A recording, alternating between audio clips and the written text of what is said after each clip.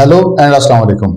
मैं राजा आतिफ जुल्फकार और मेरे साथ एजाज सैयद प्रोग्राम पाकिस्तान अफेयर्स के साथ आपकी खिदमत में हाजिर हैं। नाज़रीन, इमरान खान साहब जो कि पाकिस्तान के वज़ीर आज़म भी रहे हैं और पाकिस्तान की एक बड़ी सियासी जमात के सरबराह भी हैं, उन्होंने एक जलसे के दौरान आर्मी चीफ की तैनाती के हवाले से कुछ गुफ्तगू की और वो बड़ी अहम गुफ्तगू है।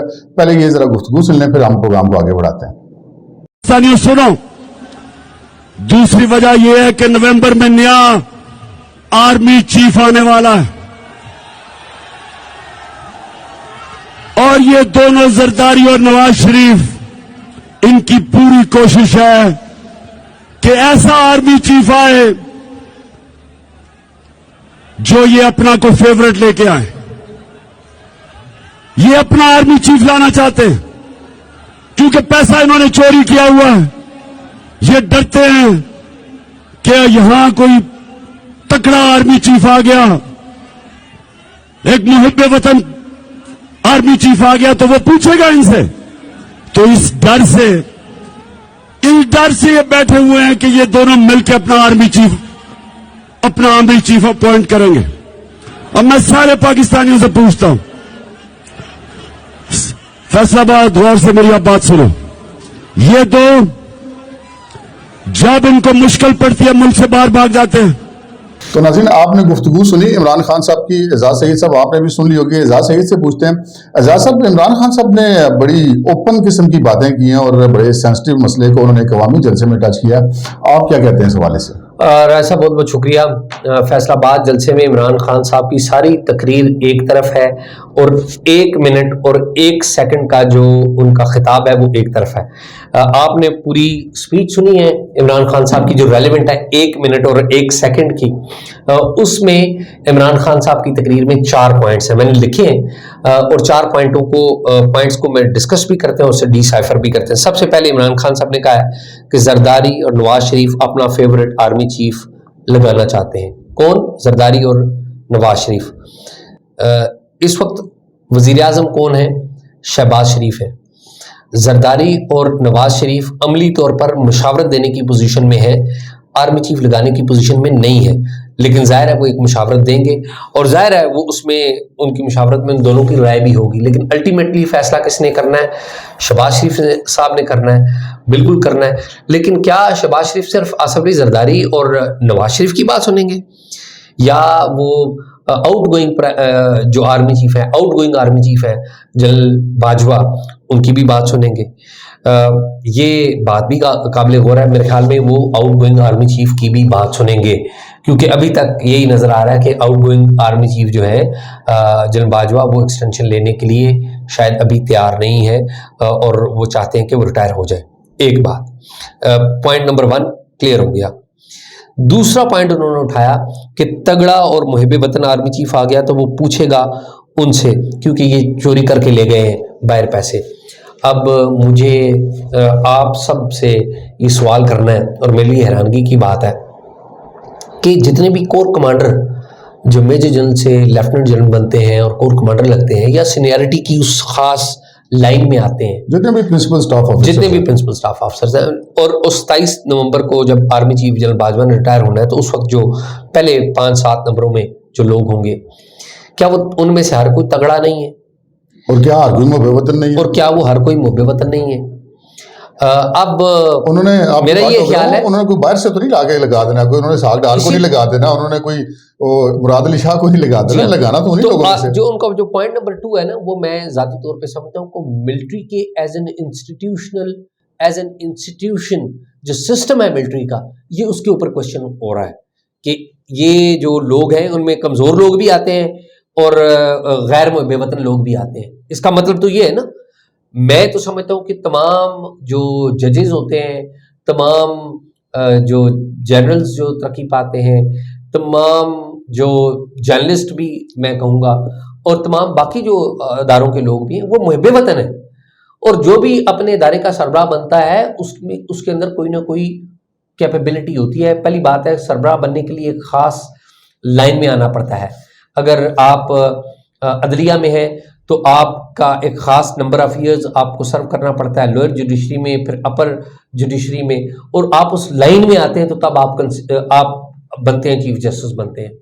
اور اگر آپ آرمی میں ہیں تو آپ کو ایک خاص وقت کے اوپر آپ کی ایک تو بیک گراؤنڈ ہوتی ہے, دوسری آپ کی سینیارٹی ہوتی ہے, تو اس میں بھی وہی لوگ آتے ہیں جو ٹیلنٹڈ ہوتے ہیں, جو پڑھے لکھے ہوتے ہیں. آرمی کے والے سے ان کی اچھی ٹریننگ ہوتی ہے اور کمانڈ کرنے کی صلاحیت ہوتی ہے, اور انہوں نے کور کمانڈ کی ہوتی ہے, اہم عہدوں پر وہ ذمہ داریاں ادا کر چکے ہوتے ہیں. تو یہ بات بھی ان کی بڑی حیران کن ہے, اور میں یہ سمجھتا ہوں کہ یہ, میں ذاتی طور پہ یہ سمجھتا ہوں کہ وہ ان تمام لوگوں کے لیے توہین ہے, ان تمام لوگوں کی توہین ہے جو اس سینیئرٹی لسٹ میں ہیں, اور جو فرض کریں وہ سینئر نہیں بھی ہے, تو یہ ان تمام لوگوں کی بھی توہین ہے کہ کیونکہ اہلیت تو سب کی ہے, اہلیت تو سب کی ہے. اور تیسرے نمبر پر انہوں نے کہا کہ میں کسی صورت میں ملک کی جو تقدیر جو ہے وہ ان لوگوں کے ہاتھ میں نہیں آنی چاہیے. کن لوگوں کے ہاتھ میں؟ موجودہ جو سیٹ اپ ہے, جس سے شہباز شریف صاحب, آپ کو پتہ ہے کہ شہباز شریف صاحب کو میں کوئی بہتر پرائم منسٹر نہیں سمجھتا, ذاتی طور پہ میں انہیں کوئی اچھا پرائم منسٹر نہیں سمجھتا, لیکن ان کے پاس جو پاورز ہیں, ان کے پاس جو اختیارات ہیں, جو آئین انہیں دیتا ہے, جو آئین انہیں دیتا ہے, اور اس سیٹ کے اوپر اگر عمران خان صاحب بیٹھے ہوں تو میں سمجھتا ہوں کہ ان کے پاس بھی وہی پاورز اور اختیارات ہیں. اور وہ اگر عمران خان صاحب بیٹھے ہوں, آصف علی زرداری اس سیٹ پہ بیٹھے ہوں, نواز شریف بیٹھے ہوں, عمران خان صاحب کا کوئی ماننے والا اس کے اوپر بیٹھا ہو, تو اس کے پاس, اس پوزیشن کے پاس ایک پاور ہے, عہدے کا اختیار ہے. جی, عہدے کا اختیار ہے. تو انہوں نے کہا کہ ملک کی تقدیر ان کو نہیں دینی چاہتی. یہ توہین ہے, پارلیمنٹ کی بھی توہین ہے, اور یہ ایک پولیٹیکل سسٹم کی بھی توہین ہے. اسی پارلیمنٹ, اسی پولیٹیکل سسٹم کی توہین ہے جس کا حصہ خود عمران خان صاحب رہے. چوتھی اور آخری بات, یہ سب سے اہم بات کی ہے انہوں نے, سب سے اہم بات انہوں نے کہا جی میرٹ پر لگا دیں آرمی چیف. انہوں نے کیا کہا ہے؟ میرٹ پر آرمی چیف. ان کی اسپیچ دوبارہ سن لیں, ریورس کر کے دوبارہ سن لیں. وہ کہہ رہے ہیں میرٹ پر آرمی چیف لگائیں. آرمی چیف کی پوزیشن ریکارڈ کی بات ہے, صرف میرٹ نہیں ہوتا, صرف میرٹ نہیں ہوتا.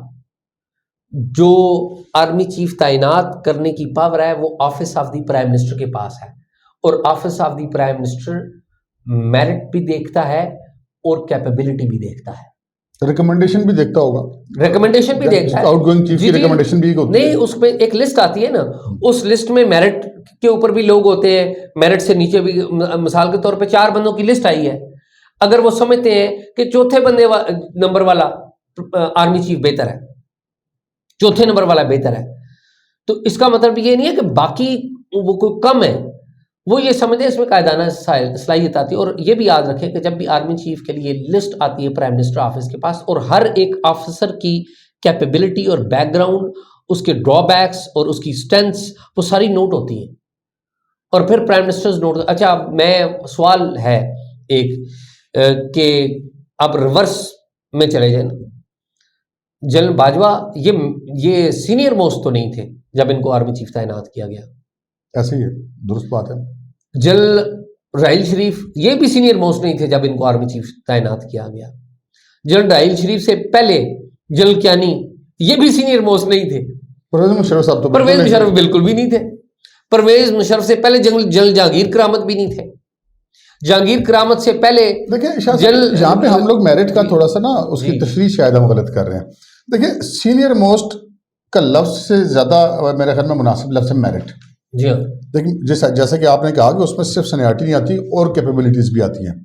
اب وہ جو 5 لوگ یا 6 لوگ یا 4 لوگ جو لسٹ پرائم منسٹر کے سامنے جاتی ہے, وہ تمام کے تمام لوگ اس میرٹ کے مطابق پورے ہوتے ہیں. جی ہاں, تو تبھی وہ ہوتا ہے نا, ان لوگوں کے نام جاتے ہیں. تو ان میں سے اگر کوئی بھی لگ جاتا ہے تو ہم اس کو میرٹ کی خلاف ورزی تو نہیں کہہ سکتے. جی, وہ میرٹ پر ہوتے ہیں. اور جو بھی جس شخص کو بھی کوئی بھی پرائم منسٹر لگائے, کوئی بھی پرائم منسٹر ہو لگائے, تو یہ وہ نااہل نہیں ہو سکتا. اب عمران خان صاحب کیا چاہتے ہیں کہ آرمی چیف بھی ان کی مرضی کا لگے, اور آرمی چیف کی تعیناتی کے وقت بھی ان سے بات چیت کی جائے.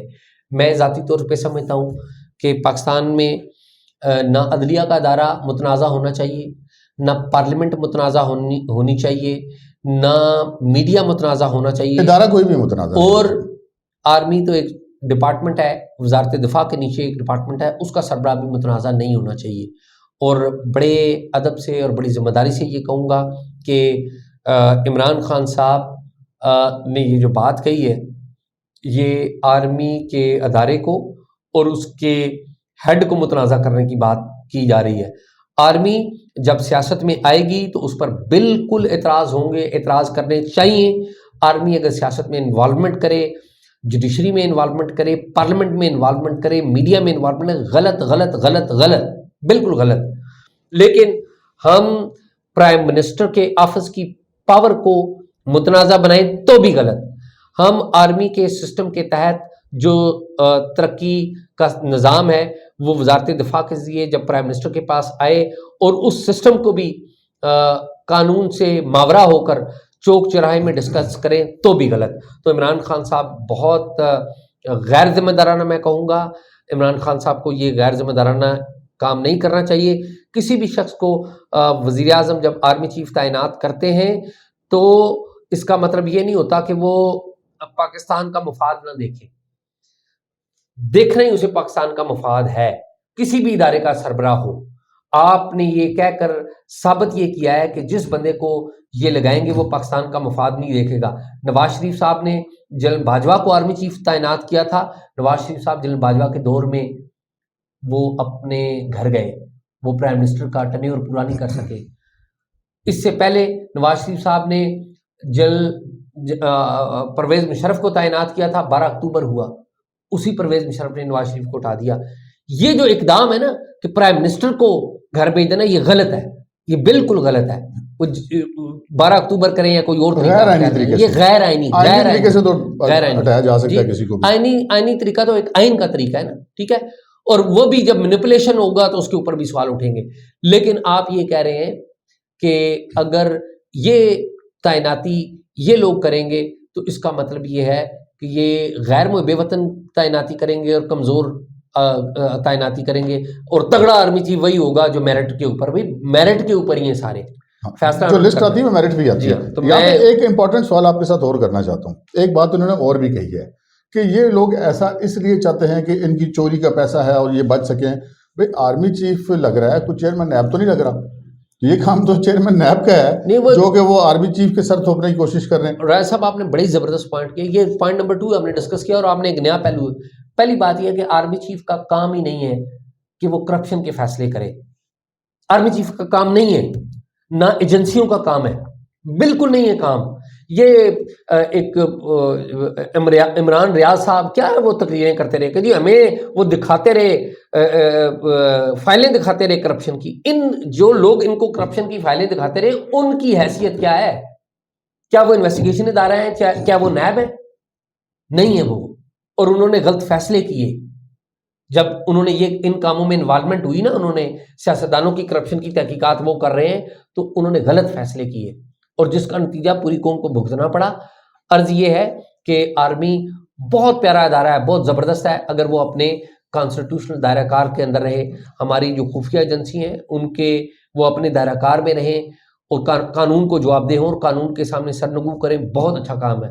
لیکن اگر وہ قانون سے ماورا ہوں, پارلیمنٹ سے ماورا ہوں, پرائم منسٹر سے ماورا ہوں, تو یہ غلط ہے کوئی بھی ہو. یہی ابھی جو حالیہ موقف ہے ڈی جی کا ایس پی آر کا, وہ یہ ہے کہ جی ہمارا کام نہیں ہے سیاست والے معاملات, اور یہ بڑی اچھی بات ہے اگر اس پہ وہ آگے کنٹینیو کرتے ہیں. میں آپ سے یہاں پر ایک اور سوال کرنا چاہتا ہوں.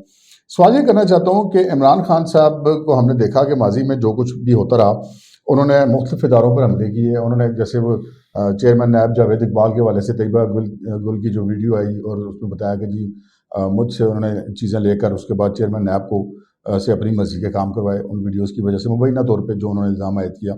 پھر اسی طرح ہم نے دیکھا کہ وہ عدلیہ کو دباؤ میں لاتے رہے عمران خان صاحب, اور ہم کہہ سکتے ہیں کہ وہ بڑے کامیاب رہے اس میں کہ ہم نے عدالتیں ان کے سامنے معذرت خانہ رویہ اختیار کرتی ہوئی دکھائی دی. انہوں نے الیکشن کمیشن کے اوپر حملے کیے اور 8.5 سال تک اس دباؤ کی وجہ سے, ان حملوں کی وجہ سے وہ الیکشن کمیشن میں اپنے ایک کیس کا فیصلہ بھی لنگر آن کرنے میں کامیاب رہے. تو کیا وہ اب یہ چاہتے ہیں کہ وہ فوج کا جو ادارہ ہے اس کے والے سے بھی وہ اسی طرح کے کامیابی کی توقع کر رہے ہیں؟ تو آپ کیا سمجھتے ہیں کہ ایسا ہو پائے گا؟ رائے صاحب میرے خیال میں بات ہم نے کافی ساری کر لی ہے, ایک لائن کرتا ہوں اور بات ہم ختم کرتے ہیں. رائے صاحب بات یہ ہے ملک میں اتنی پولرائزیشن ہو گئی ہے اور اس کا سہرا عمران خان صاحب کو جاتا ہے. عمران خان صاحب آج بھی کیا کہہ رہے ہیں؟ عمران خان صاحب آج یہ کہہ رہے ہیں کہ میری مرضی کا آرمی چیف لائیں جو سیاستدانوں سے پوچھے کہ تم نے کرپشن کی ہے یا نہیں. آرمی چیف کی تربیت اس بات کے لیے نہیں ہوتی یا کور کمانڈرز کی تربیت اس بات کی نہیں ہوتی کہ وہ کرپشن کی انویسٹیگیشن کریں. ان کی تربیت ہوتی ہے ملک کے دفاع کی, اور وہ اپنی تربیت کے مطابق اپنا کام کریں تو ان کی لوگ عزت کرتے ہیں. جب وہ اپنی تربیت سے ماورا اور مبرہ ہو کر کام کرتے ہیں تو لوگ ان کی عزت نہیں کرتے. آج ڈر کے کر لیں گے, آج سے 10 سال بعد 5 سال بعد جب مورخ ہسٹری لکھتا ہے ہمارے سابق جرنیلوں کے بارے میں مورخ نے کیا کیا لکھا ہے, یہ میرے اور آپ کے سامنے ہے. تو عمران خان صاحب ایک غلط لائن لے رہے ہیں. یہ نہ صرف پاکستان کے آئین کو خراب کرنا چاہتے ہیں, آئین کی توہین کر رہے ہیں, بلکہ پاکستان کے تمام اداروں کے اندر ایک تقسیم کی بیج بو رہے ہیں, جو کہ بہت غلط ہے. بیج کیا بول رہے ہیں, باقاعدہ طور پہ اس پالیسی پر عمل پیرا نظر آ رہے ہیں. ناظرین, آرمی چیف کی تعیناتی کے حوالے سے اعزاز سید سے بہت ہمیں مفید معلومات ملی. ایک بڑا واضح ایک موقف آیا. عمران خان صاحب نے جو کچھ کہا اس کے کیا کیا نتائج نکل سکتے ہیں, اس پر بڑی تفصیلی روشنی ڈالی. آج کے پروگرام میں اتنا ہی. مجھے اعزاز سید کو اجازت دیجیے. اللہ حافظ.